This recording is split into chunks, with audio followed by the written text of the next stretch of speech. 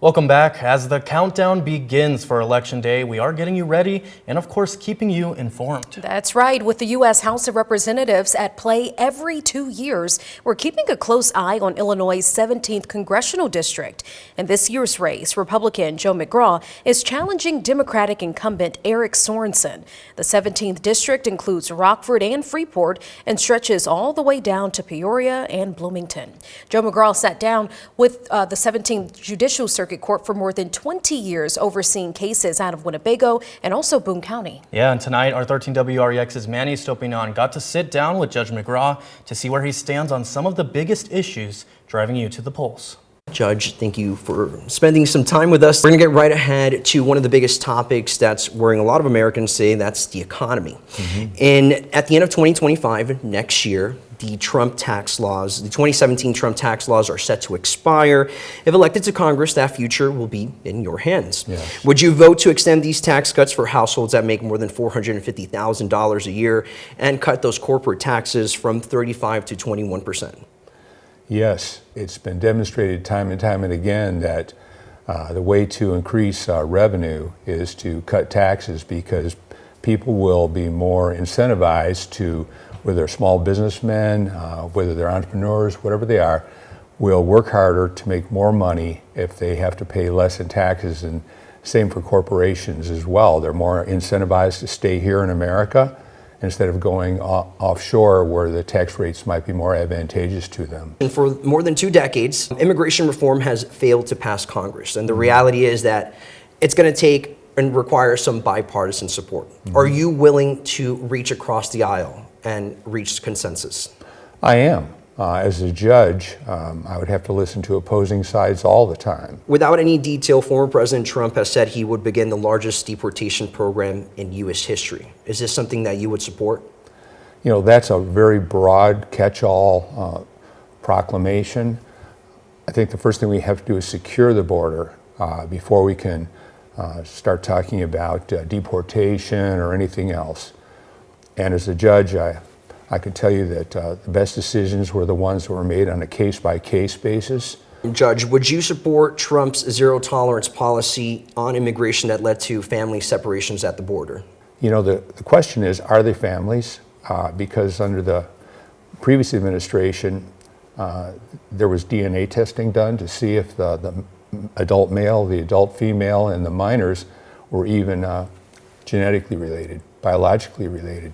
So that's a question, because we know that over 300,000 minors have crossed the border, they've been trafficked, and we've totally lost track of them. So we have to dig a little deeper to see, you know, what is the relationship, and I think that there's always room for compassion, but we have to follow the law. Judge, according to the nonprofit Everytown, Illinois ranks number 3 in gun strength, having some of the strongest gun safety laws in the country. Do you think it's too hard to get a gun here in Illinois? No. I mean, you just follow the law. It's not too hard to get a gun if you're, you know, a citizen and you're a law-abiding citizen, and, you know, you go through the background check and, you know, pay your fees and so forth. You know, it's not a question of whether or not we have enough laws, but as I mentioned before, we have to be very aggressive in prosecuting. That means more resources for prosecutors, more resources for law enforcement to focus in on this problem that we're all aware of.